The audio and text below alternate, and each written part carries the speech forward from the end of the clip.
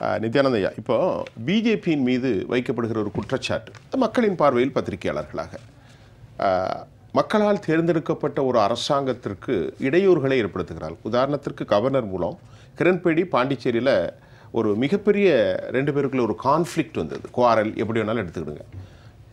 அதே போன்று இன்றைக்கி ஆரிஃப் முகமது கான் ரோட்டில் சேரை போட்டு உட்காந்துருக்காரு. அதே போன்று தமிழ்நாட்டில் RN ரவி, ஜெகதீப் தன்கர், அதாவது தன்கர் எங்கே வெஸ்ட் பெங்காலில், அப்புறம் நஜீப் ஜங் ஆப்பில் இதே வேலை நடக்குது. ஆனால் கடந்த காலங்களில் இந்த மாதிரியாக பார்க்கல. ஒரு கண்ணியத்துக்குரிய ஒரு போஸ்டாக இருந்தால் அவருடைய டியூட்டி இதுதான். அழைக்கப்படுகின்ற நேரத்தில் வர வேண்டும், ஆலோசனைகளை கொடுக்க வேண்டும், ஜுடிஷியரி ரிஃபார்ம் ஏதாவது இருந்துச்சுன்னா டிஸ்கஸ் பண்ணுவாங்க. வித் பரஸ்பரம் ஒரு பீஸ் டாக், ஒரு reciprocation in between portfolio versus governor, அப்படி தானே? அந்த மாதிரி தான் வருவாங்க.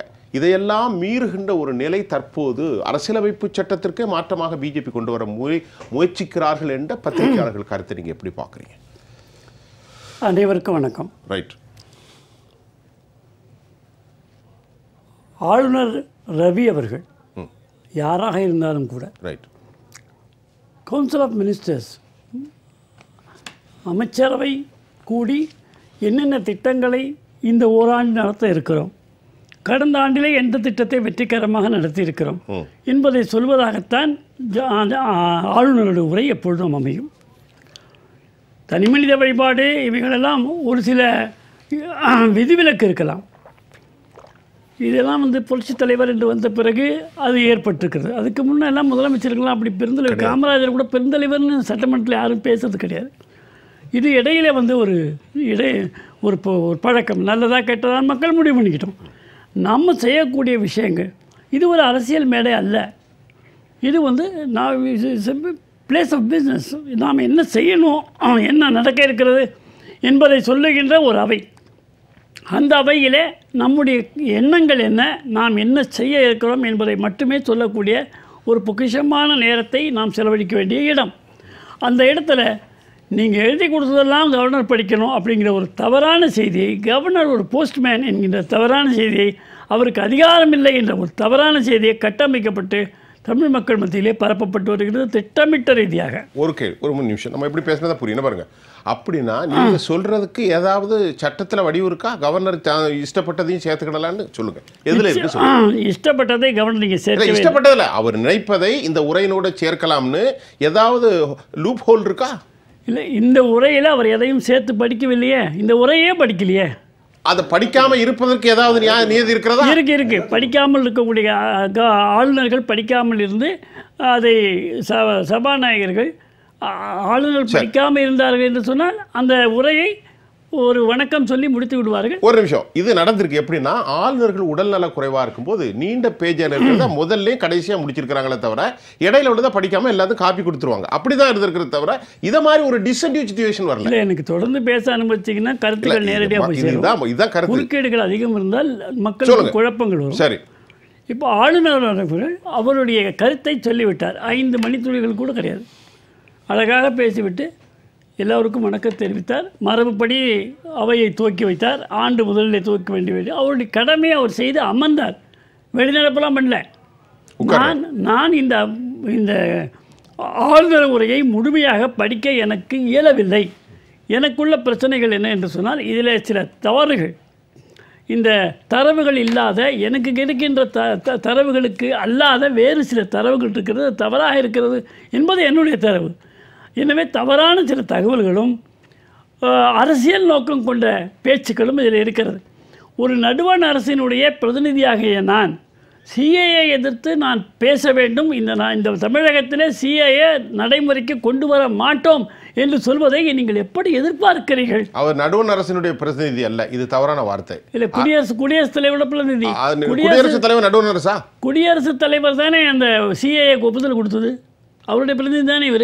குடியரசுத் தலைவருடைய பிரதிநிதி என்பது அரசியலமைப்பின் பிரதிநிதி தானே தவிர நடுவண் அரசின் பிரதிநிதி அல்ல. சிஏஏ குடியுரிமை சட்டம் என்பது குடியரசுத் தலைவர் ஒப்புதல் கொடுத்த சட்டமா இல்லையா? எல்லா சட்டமும் குடியரசுத் தலைவர் ஒப்புதல் கொடுத்தான் ஆகணும். ஒப்புதல் கொடுத்த சட்டத்தை என்னுடைய குடியரசுத் தலைவருக்கு ஒப்புதல் கொடுத்த சட்டத்திற்கு விரோதமாக அவருடைய பிரதிநிதியாக நான் எப்படி பேச முடியும் என்ற ஒரு மனசாட்சி அவருக்கு உறுத்தத்தானே செய்யும். இந்த பாயிண்ட். எனவே சில காரணங்களுக்காக நான் படிக்கவில்லை என்று சொல்லி அமர்ந்து கொண்டார். அப்பொழுது அவர் வெளிநடப்பெல்லாம் செய்யவில்லை. ஆனால் கவர்னர் ஏற்றுக்கொள்ள மறுத்த கவர்னர் உரை என்று சொல்லப்படுவதை 9ஆம் தேதியே கவர்னருக்கு இது அனுப்பப்பட்டது, 9ஆம் தேதி சில குறிப்புகளை எழுதி அரசுக்கு அனுப்பி வைத்தார் என்று கவர்னர் மாளிகையிலிருந்து செய்திகள் வருகின்றன, ஊடகங்களில் வருகின்றன.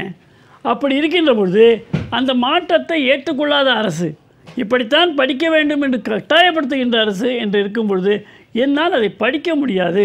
ஏனென்றால் எனக்கு அதில் உடன்பாடு இல்லை, அது உண்மையும் இல்லை, என்னுடைய பர்சனல் இல்லை, என்னுடைய சொந்த விருப்பு வெறுப்புகள் இல்லை, அது உடன்பாடில்லை என்று சொல்வது அரசியலமைப்பு சட்டப்படியும் மக்களுக்கு தவறான செய்திகளை கொடுப்பதிலே எனக்கு விருப்பம் இல்லை என்று அவர் சொல்லியிருக்கிறார்.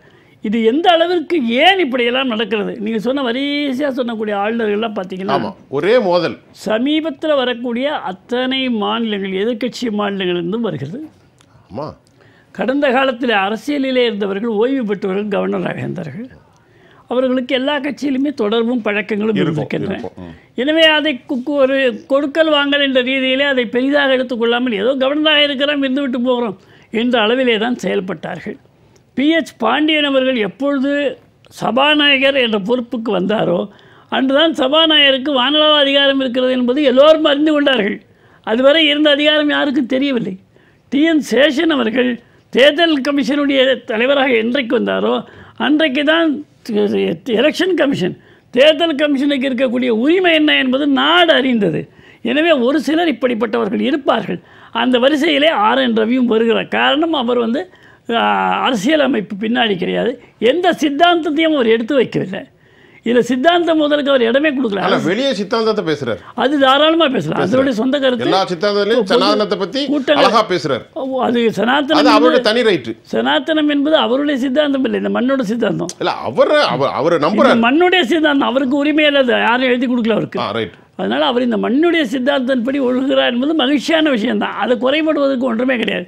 எந்த அளவுக்கு காழ்ப்புணர்விலே இது கட்டமைக்கப்படுகிறது திட்டமிட்ட ரீதியாக என்பதற்கு ஒரு எடுத்துக்காட்டு சொல்ல வேண்டும் என்று சொன்னால், RSS, BJP, ஆளுநர் ரவி இவர்கள் எல்லோருமே எதிலுமே சம்பந்தப்படாத நீதிமன்ற தீர்ப்பும் மீறி இவர்களோடு தொடர்பு படுத்தி கோட்சேயை ஒரு சபாநாயகர் மேற்கோள் காட்டியிருக்கிறார். அது கேட்குறேன், சபாநாயகர் மேற்கோள் காட்டியிருக்கிறார். அப்போ அவர்களுடைய உள்நோக்கம் என்ன? அது என்ன விஷமத்தனம்? அதான் ரெண்டு பேருக்கு இடையில முட்டல் முறையில் பாதிக்கப்பட்டது மக்கள். நாம் தேர்ந்தெடுத்த பிரதிநிதிகள் வேண்டுமென்றே அரசியல் செய்கிறார்கள். நடுவண் அரசை விரோதம் செய்வதற்கு, மக்கள் நடுவண் அரசு மீது பழி போடுவதற்கு கடந்த தேர்தலில் மோடியை பயன்படுத்தினார்கள். இப்பொழுது மோடியை பயன்படுத்துவதற்கு ஒன்றும் கிடையாது, நேரடியாக பதில் சொல்லுகிறார். இப்பொழுது கவர்னர் மூலமாக மோடியை சொல்லுகிறார்கள். சரி, நல்ல சரியான புள்ளியில் இருக்கீங்க, நம்ம பேசுவோம். இப்படிப்பட்ட ஒரு தன்மை இதுவரை தமிழகத்தில் நடந்தது கிடையாது. கவர்னரை அமர்த்திக் கொண்டே அவரை வைத்து பிறகு கவர்னர் பேசிய உடனேயே தேசிய கீதம் பாட வேண்டும், ஆனால் தீர்மானம் வாசிக்கிறார். எந்த உரிமை? கவர்னர் எங்க 2 நிமிஷம் தான் பேசினாரு, எங்க பேசினாரு? ஃபுல்லா ஒரே வாசிக்கல, 2 நிமிஷம் பேசி உட்கார்ந்துட்டாரு. வெளியில போல தேசிய கீதம் பேசினா அது முழுவதுமாக முடிந்திருந்தால் தேசிய கீதம் பேசலாம். அவருடைய பேச்சை நான் முடித்துக் கொடுக்கிறேன், படிக்கலன்னு சொல்லி தான் உட்கார்ந்தா தேசிய கீதம் பாடி அன்றைக்கு அந்த என்னென்ன தீர்மானங்கள் கொண்டு வந்தார்களோ அதற்கெல்லாம் கவர்னருடைய உரைக்கு நன்றி, 5 நிமிஷம் பேசினேன், 2 நிமிஷம் பேசின கவர்னருக்கு நன்றி என்று அன்றைய சட்டமன்றம் முடிவுறும். அடுத்த நாள் தான் தீர்மானத்தை பற்றி டிஸ்கஷன். இதுதான் மரபும், இதுதான் சட்டம். மரபும் மீறப்பட்டதுக்கு கடந்த சட்டமன்றத்திலும் முதலமைச்சர் தீர்மானத்தை கொண்டு வருகிறார். இந்த சட்டமன்றத்திலும் கூட சபாநாயகர் அவைத்தலைவரை அழைத்து தீர்மானம் கொண்டு வாருங்கள் என்று சொல்கிறார். இந்திய வரலாற்றில் இப்படி ஒரு சம்பவம் நடக்கலன்ட்டார். இல்லை, அது அவங்கவுங்களுக்குள்ள உரிமை, அவங்க பேசுவாங்க. காங்கிரஸ் கட்சியினுடைய மூத்த தலைவர் என்னுடைய கழுதைய நண்பர், அவர் சொன்னார், கவர்னரை நாங்கள் எதிர்க்கவில்லை, கவர்னர் வேண்டும் என்று சொல்கிறார். கவர்னர் வேண்டும், ஆனால் கவர்னருக்கு அதிகாரம் எதுவும் இருக்கக்கூடாது, அவருக்கு சம்பளம் கொடுக்கணும், அவர் வேலை பார்க்கக்கூடாது. சட்டத்துக்கு உட்பட்டதுன்னு அதிகாரம் நீங்கள் எப்படி கொடுக்க முடியுங்க? நான் என்ன கேட்குறேன், கவர்னர் வேணும்னா எதுக்கு வேணும்? எதுக்கு கவர்னர்? நாளைக்கு இந்த நாடு தனியாக போக வேண்டும் என்று ஒரு தீர்மானம் இவர்கள் போட்டால் அதை கவர்னர் படித்தாக வேண்டுமா? முடியாதுல்ல. அப்போ இருங்க, நான் கேட்கறதுக்கு எப்போ வந்து கவர்னர் நான் ஒரு எழுதியது நிமிஷம், ஒரு நிமிஷம் இருங்க, சார். தயவு செய்து அப்படி ஒரு தீர்மானம் நான் யாரையும் இல்ல, இல்ல, குறுக்கிடல. இல்ல, அப்படி ஒரு தீர்மானம் யாராவது போட்டா Sorry. உடனே ஆட்சி டிஸ்மிஸ் செய்வதற்கு அதிகாரம் மத்திய அரசு மத்திய அரசு இருக்கு. Right right. President of India can dismiss the government and army can move in and remove that people உடனே from the within few செகண்ட்ல வந்துரும். ஆமா அதுக்கு சட்டசபைக்கு வர தேவை சார், ஒரு I நிமிஷம். don't want to argue on all those things. I am just telling you an example. சொல்லுங்க. இந்த மாதிரி பண்ணா கவர்னருக்கு அதிகாரம் இருக்கிறது. அது போன்ற ஒரு பாதையிலே தான் இந்த அரசு சென்று கொண்டிருக்கிறது என்பதை கவர்னர் சுவாசிக்கிறார். கவர்னர் அதில் அந்த முகர்ந்து பார்க்கிறார். அந்த வாசனை வருகிறது, பல இடங்களிலே வருகிறது. அதனால் கவர்னர் ரொம்ப கேர்ஃபுல்லாக மக்களுக்கு தவறான செய்தி போகக்கூடாது. இந்த ஜிஎஸ்டி ஏதோ மத்திய அரசாக கொடுக்குது. ஜிஎஸ்டி மாநில அரசுகள்லாம் சேர்ந்து தான் தீர்மானிக்குது. 20,000 கோடி லாஸுக்கிறார். அது மாநில அரசு தான் கொடுக்குது. மாநில அரசுலாம் சேர்ந்து தான் போடுறாங்க எப்போ கொடுக்கணும் எவ்வளோ கொடுக்கணும்னு. பட்டாக்குறை. அப்போ அதை வந்து நிர்மலா சீதாராமன் அவர்கள் மிக தெளிவாக பாராளுமன்றத்தில் மக்கள் மத்தியில் எடுத்து சொல்லியிருக்கிறார்கள். அதை வேண்டுமென்றே மீண்டும் நுழைக்கிறார்கள். இது அரசியல் இல்லையா? அதை கவர்னர் படித்தால் பிஜேபிக்கு பாதகம் வந்து விடும் அல்லவா? அப்போ கவர்னர் வந்து பிஜேபிக்கு வாய்ப்பா இருந்தா அவர் பேசுவாரு. காங்கிரஸ் கட்சி இருந்தா அப்படி பேசுவாங்க. பொய்யான ஒரு தகவல் திமுக வாய்ப்பு கொடுக்கிறதுக்காக கவர்னர் உட்கார வச்சிருக்காங்க. சரிங்க, ஜிஎஸ்டி கரெக்டா கொடுத்துறாங்களா மத்திய அரசாங்கம்? எல்லா மாநிலமும் கொடுக்கறாங்களே, என்ன காரணம்? நான் முடிச்சுக்கிறேன். ஜிஎஸ்டி மாநில அரசு வரட்டும், மத்திய அரசோட பங்கு மாநில அரசு மத்திய அரசு கொடுக்கட்டும். சட்டத்தை மாத்திக்கலாமேன்ற தயவு செய்து பேச விடுங்க. ஐயா ஒரே நிமிடம் தான். ஆமா, இப்போ வந்து அஜித் கோவில் யாரு? தமிழ்நாட்டுக்கே அவமானம். ஒரு மூத்த காங்கிரஸ் தலைவர் சொல்றாரு. நான் உண்மையிலேயே வருத்தப்படுறேன். எப்படி தமிழ்நாட்டுக்கு அவர் அவமானத்தை தேடி நாகாலாண்டில் அவர் என்ன செய்யறாரு? படிக்காம அரசியலமைப்பு சட்டம் என்ன சொல்லுது? மக்கள் பிரதிநிதிகள் எழுதி கொடுத்த, அமைச்சரவைக்கு எழுதி கொடுத்ததை படிக்காம போனது இன்னைக்கு ஒரு கரும்புள்ளிங்க. சரி, சொல்லுங்க சொல்லுங்க. இதுவரை அரசியல் கவர்னர்கள் செய்யாததை இவர் செய்தார். இவர் வேறு விதமான கவர்னர் என்று முதல் சுற்றிலேயே நான் சொல்லிவிட்டேன். இவர் செய்ததுனால தவறல்ல, இதுவரை செய்யாததான் தவறு சுட்டி காட்டுவது. அதாவது வானளாவிய அதிகாரத்தை சொல்றாரு. வானளாவிய அதிகாரம் அவருக்கு இருக்கிறது. எப்பொழுது தவறாக நான் இதை பேச விட்டா நான் பேசுவேன். அஜித் கோவில் அவர்கள் அவருடைய வலதுகரமாக இருந்தவர் தான் இந்த RN ரவி. இந்த தேசத்தினுடைய பாதுகாப்பு உளவுத்துறையிலே மிக முக்கிய பொறுப்பில் இருந்து நானும் நீங்களும் பெண்டு பிள்ளைகளோடு இன்றைக்கு வீட்டில் இருக்கிறோம். அந்நிய சக்திகள் உள்ளே வராமல் இருப்பதற்கு என்னென்ன மாதிரியான நடவடிக்கை ஏன் பொறுமை இல்லை உங்களுக்கு? கொஞ்சம் இருங்க, நியாயம் தப்பானது இல்லை. அப்படிப்பட்ட பொறுப்பு, அப்படிப்பட்ட ஒரு பொறுப்பில் இருந்து